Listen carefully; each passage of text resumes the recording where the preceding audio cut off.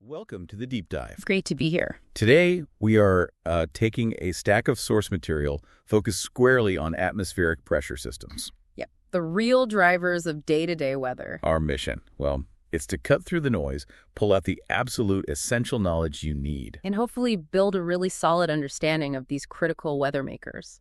That's the plan. We're zeroing in on the fundamental pressure patterns. The depressions, anticyclones, troughs, ridges, and cols. And we'll be digging into exactly how they influence weather. Importantly, everything we're discussing today is drawn directly from the text you've shared with us. Think of this as, well, your streamlined path to truly grasping this specific, crucial meteorological topic. Especially useful if you're, say, prepping for something like ATPL theory exams. Exactly. Or even if you just want to understand those weather charts you see on the news or online. This deep dive is designed to give you the important nuggets without getting completely lost. We'll walk through the key concepts from your sources, highlight what really matters, and discuss what it all means for understanding weather patterns. Definitely looking at it from an aviation perspective where relevant. It really is about learning to read the story the atmosphere is telling on that weather chart. And these pressure systems, they're the main characters in that story. Definitely. Exactly. Ready to unlock their secrets. Let's do it. Okay, let's unpack this. So, where do we even start with pressure systems? Yeah. I guess we have to begin with the absolute foundation, right? Pressure itself. Right. It's the most fundamental building block. Simply put, it's the weight of the column of air sitting above any point on the Earth's surface. The weight of the air. Okay.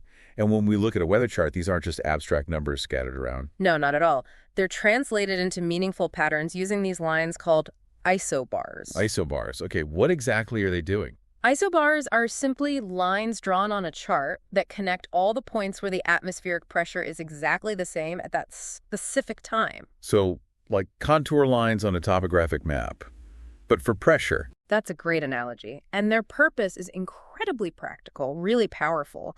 When you plot enough of these lines, they reveal patterns. Patterns in the pressure field. Exactly. And recognizing those patterns, understanding how the pressure is distributed across a region, is absolutely fundamental to understanding and forecasting the weather. Got it. And these patterns, the shapes the isobars make, these are the pressure distribution systems we're focusing on today. That's right. Your source material introduces the main ones right at the start.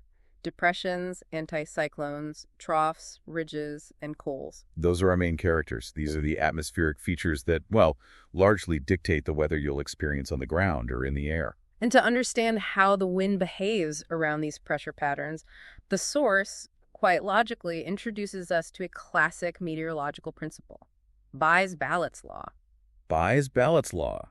Sounds historical. It is, yeah. Comes from observations back in the 19th century, but it provides a really useful, quick rule of thumb for relating the wind direction you observe to where the low pressure center is.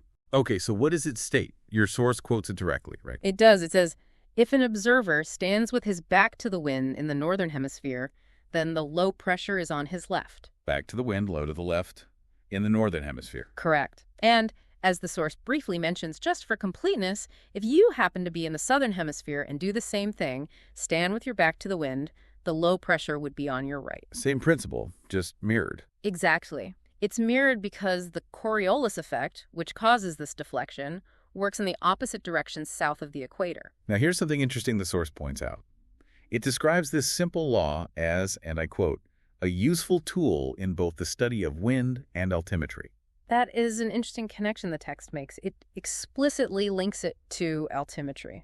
But it's worth noting, while it tells us Bayes-Ballott's law is useful for altimetry, this specific text doesn't actually elaborate on how that application works. It doesn't get into the detailed mechanics. Right. So based purely on this source, we know it's a stated utility, a connection is made, but the specific...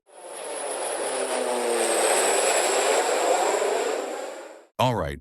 Many thanks for listening to this free part of the ATPL Theory podcast. If you want to continue learning and access the full comprehensive guide, go to my Patreon at patreon.com/ATPLtheory or my Hero at herohero.co/ATPL. That is patreon.com/ATPLtheory or herohero.co/ATPL. Wishing you all the best.